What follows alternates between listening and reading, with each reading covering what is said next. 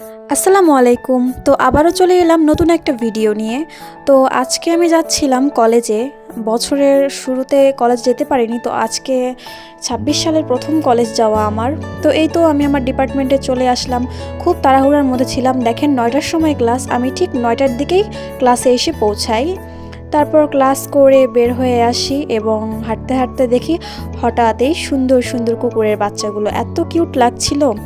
তারপর আজকে দেখি ক্যাম্পাসে অনেক মানুষ, কারণ আজকে হচ্ছে অনার্স তৃতীয় বর্ষের পরীক্ষা চলতেছিল, এজন্য এত ভিড়। আর আজকে আমার কোনো ফ্রেন্ডও আসেনি ক্লাসে, তাই খুবই একাকা লাগছিল।